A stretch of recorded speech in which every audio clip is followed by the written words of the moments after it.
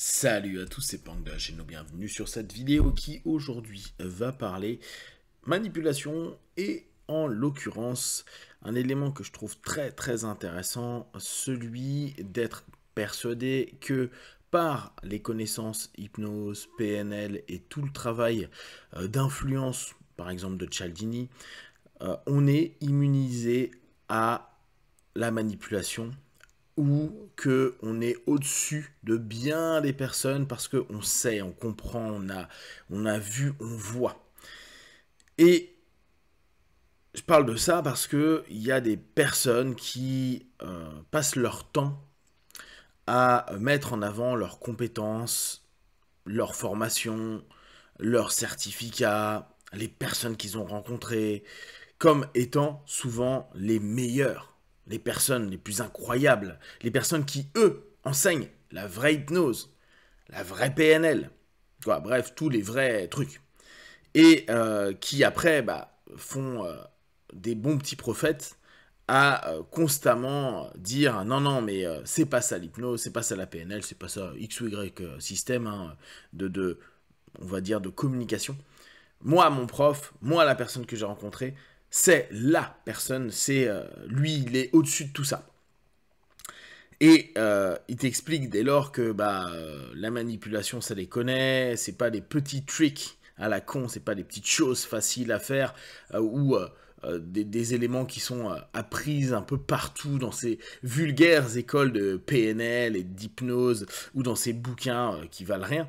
Non, eux, ils ont vraiment appris les choses. Et première chose qui est épatante, c'est de se rendre compte que eux-mêmes se sont complètement fait manipuler, brainwasher, donc complètement laver le cerveau, et ils sont persuadés que la personne qui les a brainwashés est extraordinaire, que leur centre de formation est extraordinaire, alors qu'en fait ils ont juste été conditionnés à penser comme ça, et à croire que eux, par contre, ne sont pas hypnotisables, ne sont pas manipulables, ne sont pas influençables, parce que il suffit qu'on y rajoute un petit peu d'ésotérisme. Eux, ils ont éveillé quelque chose en eux d'à peu près exceptionnel. Donc en plus, cette notion de faire passer le groupe pour une élite donne toujours quelque chose d'un peu compliqué.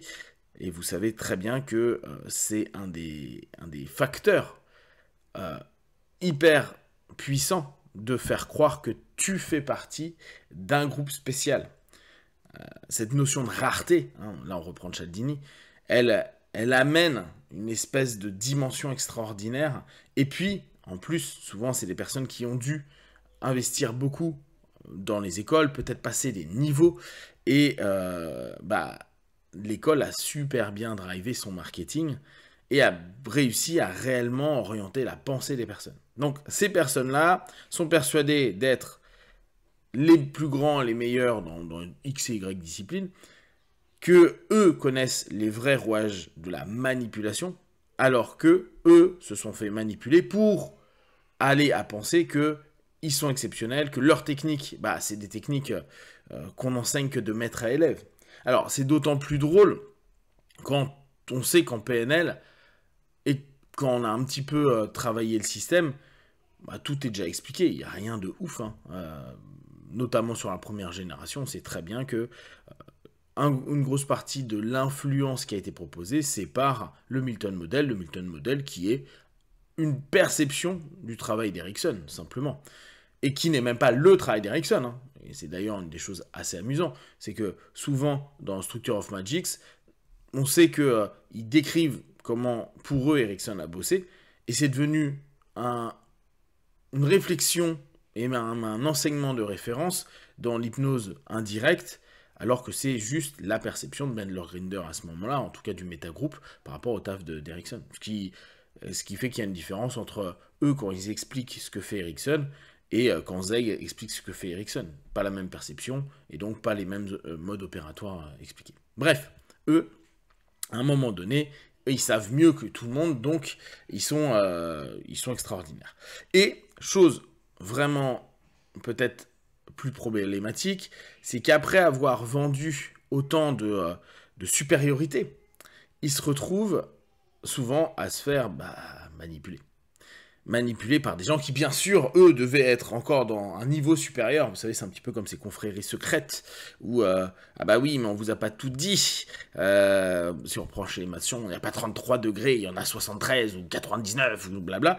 Et que, bien sûr, il y a des arcanes et des choses encore plus puissantes qui ne sont pas enseignées à l'humble mortel que tu es, même si tu es arrivé au niveau master praticien ou trainer ou je ne sais pas quoi de la formation. Donc, c'est des personnes qui, à ce moment-là, vivent une vraie manipulation. Et bah, tout simplement, ils ne l'ont pas vu venir. Et comme ils voient les conséquences de la manipulation, c'est-à-dire les conséquences qui font que bah, ils prennent conscience de quelque chose, qu'ils se sont fait avoir. En gros, que leur filtre, leur transe s'interrompt et ils partent de l'hallucinatoire, du fossé, pour arriver vers quelque chose qui est peut-être plus réel. Là, il y a un choc, et donc, bien sûr, il va y avoir une rationalisation totalement absurde pour expliquer pourquoi ils n'ont pas vu, pas compris, alors qu'eux, ils étaient tellement incroyables dans leur modèle. Surtout, comme je vous dis, hein, si on y rajoute un truc d'élitisme, un truc un petit peu d'éveil à quelque chose en intérieur, genre vous avez vu une prise de conscience, vous êtes plus connecté à votre subconscient, à votre inconscient, etc. Et dès lors, c'est là où il est vraiment, vraiment important de se rendre compte que plus vous allez connaître et comprendre les rouages potentiels de manipulation, alors, qui peuvent être en plus différents si c'est une personne ou si c'est un groupe de personnes, l'influence sociale, la pression sociale, l'effet mouton, etc., on sait très bien que ça va décupler certains aspects.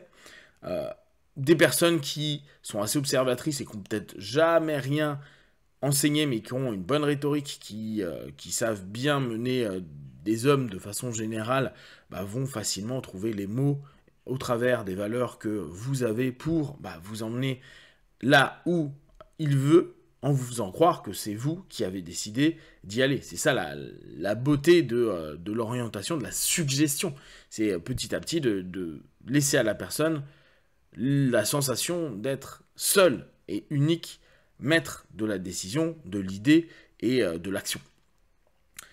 Trouver à chaque fois cette excuse de se dire « Ah, mais quelqu'un était plus ou avait des techniques où je n'ai pas vu », alors que on s'affirme être expert et on vend à tout le monde cette espèce de connaissance.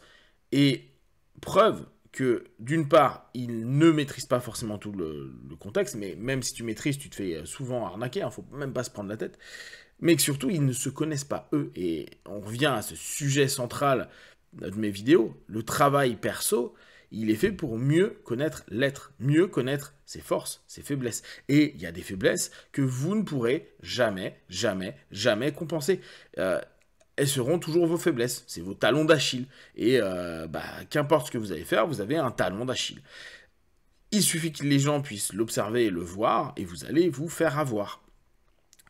Le fait de connaître, c'est peut-être bien plus intéressant que le fait d'influencer ou manipuler.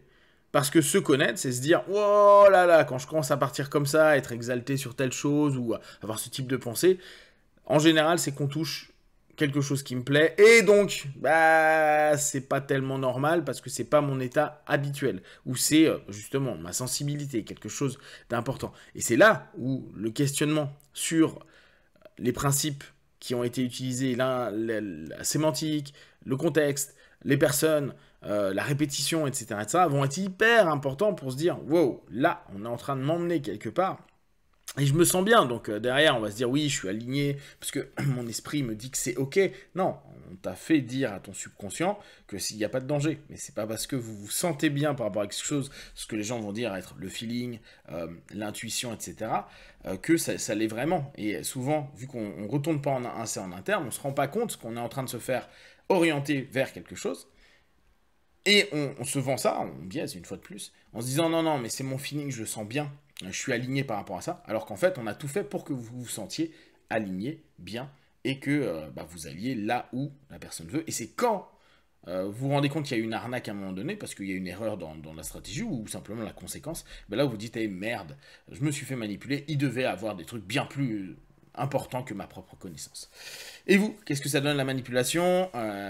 Comment vous voyez vis-à-vis de ça? Si vous avez des questions et des remarques, vous les partagez sur Facebook, YouTube, je répondrai le plus rapidement possible. Et comme d'habitude, tout ce que je propose, ne prenez que ce qui est bon et juste pour vous. Testez, observez, analysez et concluez. Be one, ciao!